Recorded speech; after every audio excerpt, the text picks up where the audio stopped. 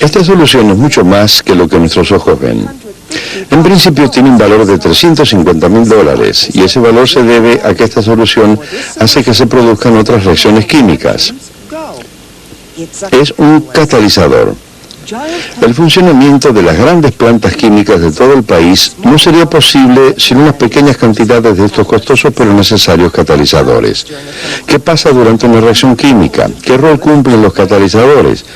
Para averiguarlo, vamos a observar a las moléculas en acción.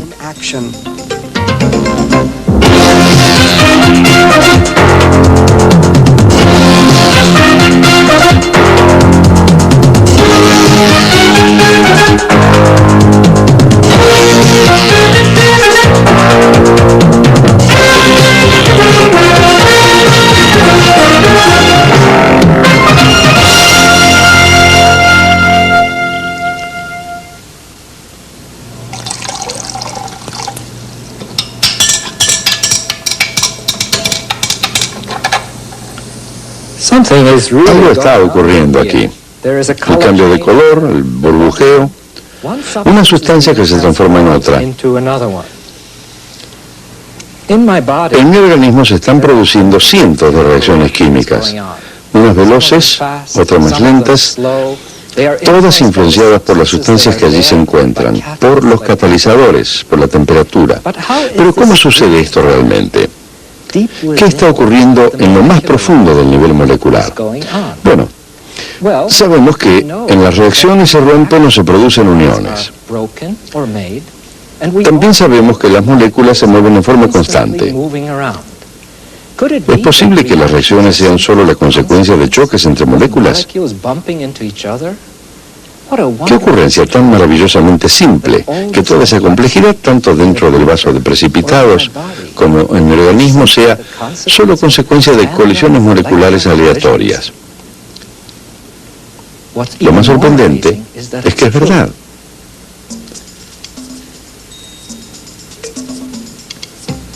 Estamos rodeados de objetos en movimiento.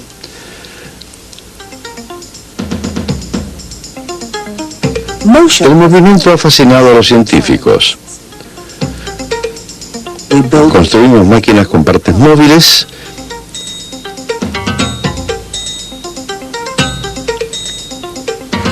nos maravillamos ante la gracia y el poder de nuestros propios movimientos. Los objetos que se mueven poseen energía cinética, la energía del movimiento. Cuanto más rápido se mueve un objeto, mayor energía cinética posee. Si pudiéramos espiar dentro del mundo molecular, veríamos una mancha de actividad frenética. La energía térmica de las moléculas gaseosas hace que se muevan a velocidades increíbles. Es difícil imaginar que las moléculas de nitrógeno y oxígeno del aire se mueven a velocidades que superan los 1500 kilómetros por hora. Una forma de energía puede transformarse en otros tipos de energía. Estas transformaciones ocurren a nuestro alrededor. En las centrales hidroeléctricas, la energía cinética del agua en movimiento se convierte en una energía eléctrica que después se utiliza en miles de formas diferentes. La energía cinética de los objetos en movimiento se transforma cuando estos chocan. En un choque automovilístico hay una transformación abrupta de energía cinética en energía sonora, calórica y en energía cinética de los restos que salen despedidos. En el mundo molecular, las moléculas que se mueven en forma aleatoria, al no poder esquivarse unas a otras, también chocan. En un encuentro molecular pueden suceder dos cosas. O bien rebotan como bolas de billar, o se rompen y se transforman y se convierten en moléculas diferentes. Esta es una reacción química. Vemos un ejemplo específico. En un paso de la formación del bromuro de hidrógeno, las moléculas de hidrógeno chocan con los átomos de bromo. Si esas partículas chocan con poca energía, rebotarán unas contra otras. Pero si las partículas chocan con bastante energía, se producirá una reacción. Veámoslo en cámara lenta. Las dos partículas se aproximan y chocan. Se forma un complejo activo. La energía cinética se convierte en energía vibratoria.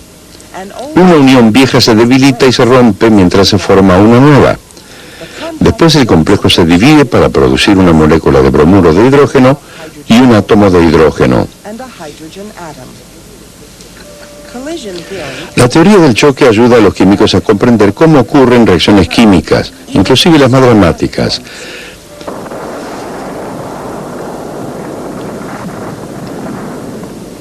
Pero no todos los choques provocan una reacción. El choque entre moléculas de hidrógeno y oxígeno en este globo no producirán una reacción a menos que se les entregue energía adicional. Una explosión de hidrógeno mucho más dramática se produjo en New Jersey el 6 de mayo de 1937. El dirigible más grande del mundo, el Hindenburg, se preparaba para aterrizar luego de haber cruzado el Atlántico a salvo, cuando una chispa accidental proveyó la energía adicional para una terrorífica reacción. En pocos segundos se produjo una terrible explosión junto a la popa y llamas de un naranja brillante constituyeron el telón para el escenario de la muerte. Se encendieron 200 millones de litros de gas hidrógeno del Hindenburg. La cola de la nave se precipitó hacia el suelo. ¿Por qué la reacción hidrógeno-oxígeno requirió energía adicional, ese empujón extra para producir reacciones? Bueno, el razonamiento es que toda reacción química requiere una cierta energía de activación. La energía de activación es la cantidad mínima de energía necesaria para iniciar una reacción química. Entonces, a menos que una cantidad suficiente de moléculas que chocan posean una energía que exceda la energía de activación, no se produce ninguna reacción. Dentro de este tubo de ensayo tenemos una mezcla de dos gases, óxido nítrico y disulfuro de carbono. La reacción entre estos dos gases posee una alta energía de activación. Por eso necesitamos entregarle una energía adicional. Ahora, para que todos podamos ver esta reacción, voy a disminuir la intensidad de las luces.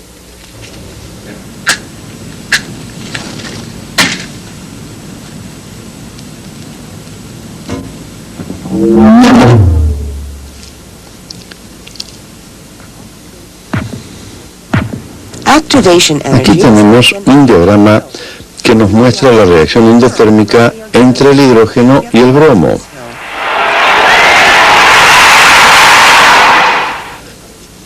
Los reactivos están a la izquierda y los productos a la derecha. Podemos representar la energía de activación como una campana energética que separa los reactivos de los productos. Para reaccionar, las partículas de choque deben tener una energía cinética total suficiente para superar la campana de energía de activación. Se forma un complejo activo. Una vez superada la energía de activación, el complejo se divide y se completa la reacción. Se forman los productos. La teoría del choque explica el efecto de la temperatura sobre la velocidad de las reacciones. Cuando se entrega calor a un sistema, los reactivos ganan energía y se mueven con más rapidez. Como los choques son más energéticos, tienen una probabilidad mayor de superar la campana de energía. Por lo tanto, al producirse más choques, aumenta la velocidad de la reacción. Si pudiéramos disminuir la campana de energía de activación, obtendríamos el mismo efecto sin tener que aumentar la temperatura. Cuanto más baja es la campana, mayor es la velocidad de la reacción, porque se requiere menor energía para que los choques la provoquen y se forme el producto.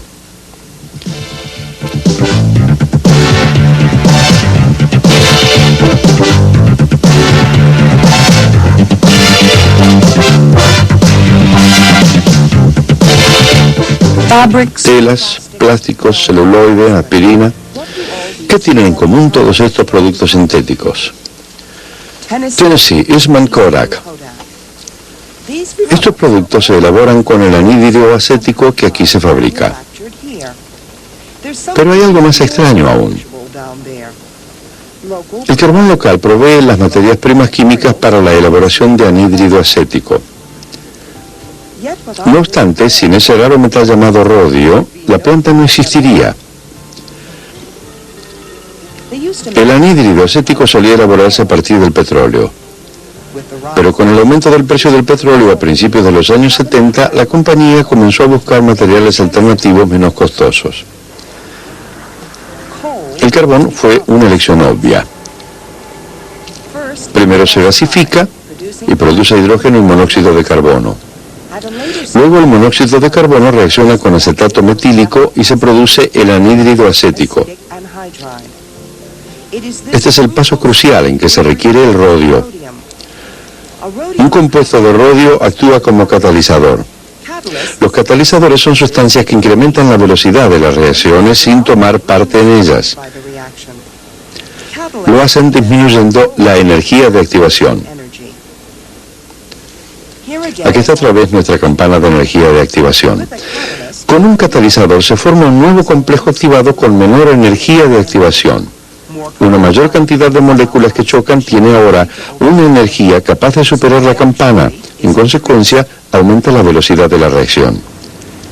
La reacción que produce el anhídrido acético tiene una alta energía de activación. Esta reacción no sería posible sin el catalizador. El rodio es un metal raro y necesario, pero costoso. Su precio ronda los $65.000 por libra de peso en su estado original, pero luego del proceso para su utilización especializada trepa a los $350.000. This batch of soluble rhodium trichloride is worth over $350,000. Stan Polisnowski es un químico industrial que trabaja con la Eastman Kodak y es el coinventor del catalizador a base de rodio. Nosotros no compramos el metal rodio. Necesitamos comprar una sustancia soluble que usemos para elaborar el catalizador. Hay compañías que se encargan de convertir el metal en algo que podemos utilizar directamente en nuestro sistema. Un ejemplo es el tricloruro de rodio, el cual podemos utilizar para elaborar nuestro catalizador. Es un material cristalino, soluble, ideal para elaborar un catalizador homogéneo. A partir de esta sustancia producimos un compuesto organometálico. Se entiende por compuesto organometálico un compuesto que consta de un átomo central con material orgánico adherido a él. En este caso, los rojos son átomos de oxígeno, los azules de nitrógeno de cadenas de piridina. Si el rodio es tan costoso, ¿cuál es la ventaja de utilizar el catalizador en una reacción a gran escala? La respuesta reside en el hecho de que los catalizadores no se consumen en las reacciones. Cada molécula del catalizador puede reaccionar con miles y miles de moléculas del reactivo. En consecuencia, solo se necesitan pequeñas cantidades de catalizador. Además, al extraer la mezcla, se separa cuidadosamente el catalizador del anhídrido acético y se lo recicla en el reactor. Solo se pierde una pequeña cantidad de rodio. Sin el desarrollo de un sistema catalizador viable para producir anhídrido acético a partir del acetato metílico y del monóxido de carbono, jamás habríamos construido este complejo. Debido a sus notables propiedades químicas, los catalizadores se utilizan en toda la industria. Dr. Norman Hochrath, vicepresidente de la Exxon Chemical. Dentro de la industria del petróleo, de cuyos derivados se obtiene la mayoría de los materiales para la elaboración de productos químicos, se utilizan catalizadores para producir naftas, aceites de combustión y otros derivados.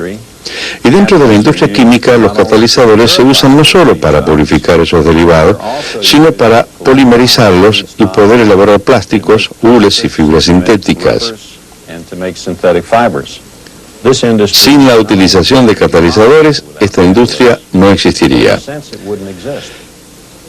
Casi todos nuestros productos son el resultado de la actividad catalizadora, la cual se ha diseñado y seleccionado cuidadosamente y se ha incluido en nuestras operaciones comerciales. Pero existe un problema que ni siquiera los catalizadores más eficientes pueden superar. Es que muy pocas reacciones se producen en una sola dirección. Nos gustaría que así ocurriese, pero la naturaleza no coopera. La mayoría de las reacciones son reversibles, lo que significa que se producen en ambos sentidos, de reactivo a producto y de nuevo de producto a reactivo. Ambas reacciones ocurren al mismo tiempo, pero no en una sola molécula. Si tenemos una gran cantidad de moléculas en una cuba reactiva, entonces algunas de ellas se transforman de reactivo en producto y otras nuevamente en reactivos. A menudo, las reacciones reversibles alcanzan un equilibrio dinámico en el cual la velocidad de los procesos directos e inversos son iguales y las cantidades de reactivo y producto permanecen constantes. Es como un centro de esquí eficiente.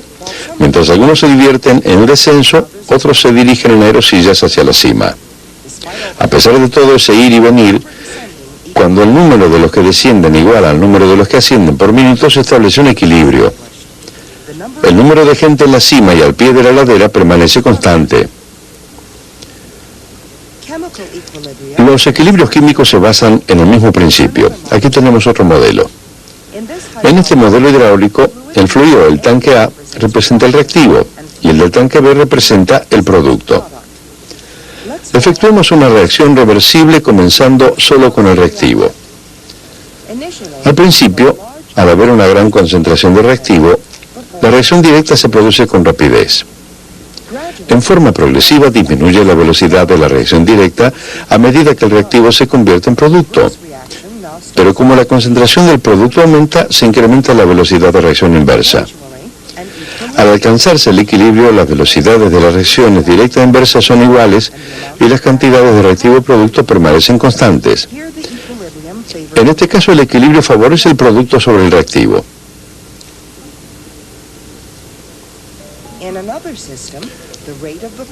En otro sistema, la velocidad de la reacción directa disminuye. Observemos el caño más estrecho que va desde el tanque A al tanque B. Ahora, en equilibrio, se favorece el reactivo sobre el producto. Por consiguiente, el punto de equilibrio varía bajo condiciones distintas. Las moléculas realizan reacciones en ambas direcciones por sus propios medios, pero cuando entramos al laboratorio a elaborar un producto, queremos que las reacciones se produzcan en una sola dirección, la directa. ¿Cómo lo logramos? Bueno, el sistema en equilibrio posee ciertas fuerzas restauradoras. Si se altera el sistema, este responde. Por ejemplo, si se está produciendo una reacción y extraemos el producto, el sistema continuará produciendo más. Si elevamos la temperatura, el sistema reaccionará en la dirección en que absorba calor. Quien formuló esta idea fue el químico francés Henri Le Chatelier en 1884 con el siguiente principio. El principio de Le Chatelier es uno de los más importantes de la química.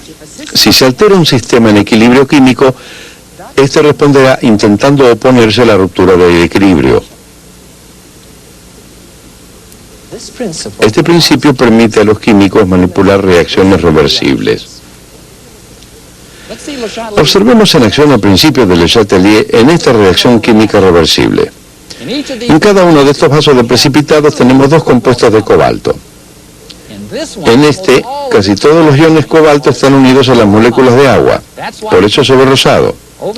Aquí en este vaso de precipitados, casi todos los iones cobalto están unidos a los iones cloruro, por eso se ve azul.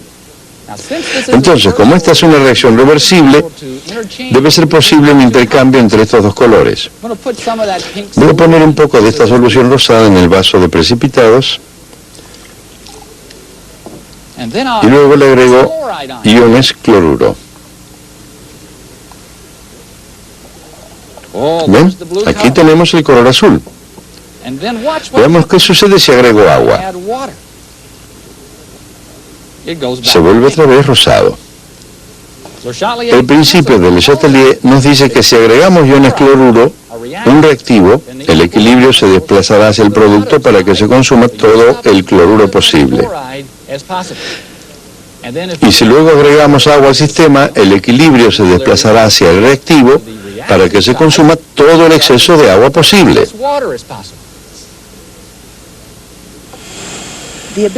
El hecho de poder desplazar el punto de equilibrio tiene importantes consecuencias para los fabricantes químicos. Consideremos el amoníaco, el químico industrial número 2 en el mundo.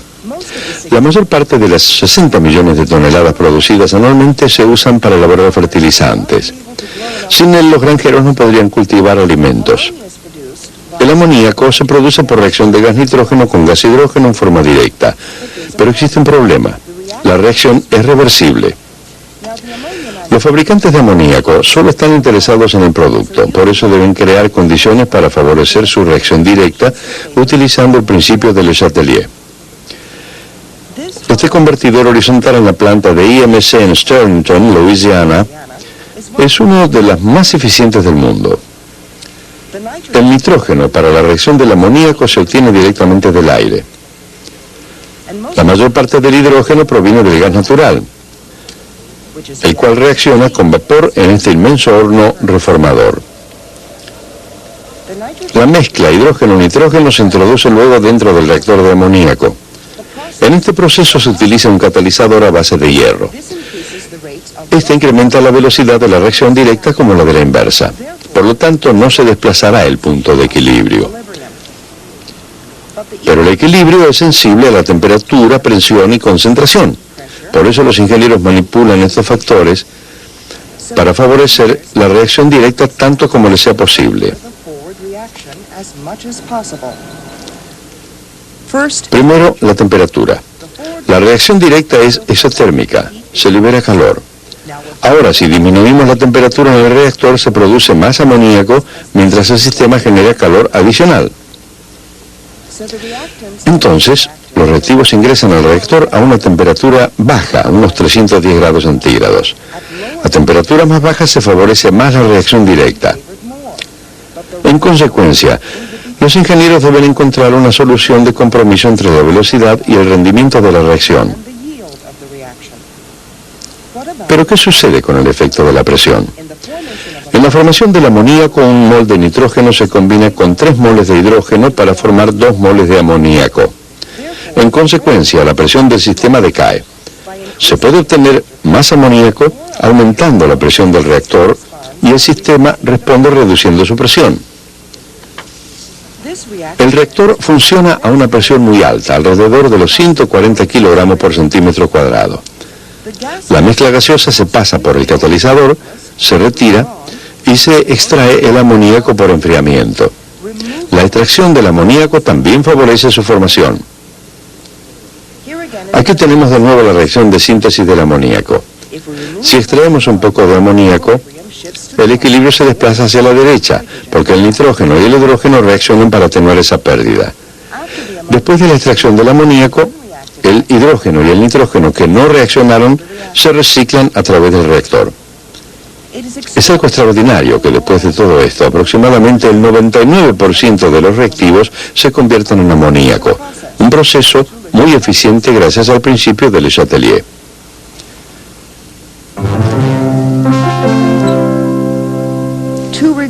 En resumen, las reacciones químicas se producen como resultado de choques moleculares.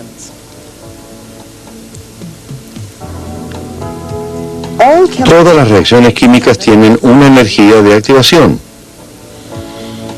Para reaccionar, las moléculas que chocan deben tener la suficiente energía cinética para sobrepasar la energía de activación.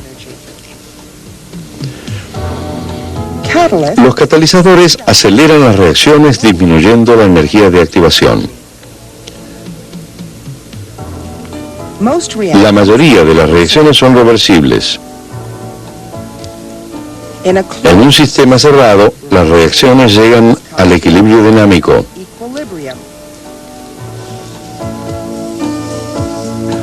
De acuerdo con el principio de Le Chatelier, el punto de equilibrio se desplaza cuando se altera el sistema, de modo que se oponga a esa alteración. La síntesis industrial del amoníaco que se realiza en la actualidad fue proyectada por el científico judío alemán Fritz Haber, profesor universitario. Quisiera contarles la historia porque ilustra en forma excelente cómo la química se relaciona con la economía y la política en su tiempo. En su juventud, a fines de siglo, Haber fue testigo de la revolución agrícola, el uso sistemático de fertilizantes químicos. Se limitaron los abastecimientos naturales, por ejemplo, de Sudamérica. Entonces, Haber, con ingenio, en 1909, utilizando sus conocimientos sobre la reacción de los gases y el principio de Les Atelier, proyectó la moderna síntesis del amoníaco. Y lo hizo justo a tiempo para asegurar la independencia agrícola de Alemania durante la Primera Guerra Mundial, cuando se interrumpió el abastecimiento desde Sudamérica. Ese mismo amoníaco se usó para fabricar explosivos. No todas las contribuciones de Haber a la humanidad fueron positivas. Patriota ferviente, lo cual no tenía nada de malo, durante la guerra dedicó su intelecto y energía a fabricar gases venenosos, a la guerra química. Y su vida terminó en una tragedia personal. En 1933, los nazis llegaron al poder con una ideología de contenido sobrenatural que incluía el antisemitismo. De un día para otro, el gran patriota y químico alemán Fritz Haber se convirtió en el judío Haber. Fue forzado a renunciar a su empleo en Berlín. Abandonó el país. Al año siguiente, murió en el exilio de un ataque cardíaco. Bien podría decirse que se le rompió el corazón.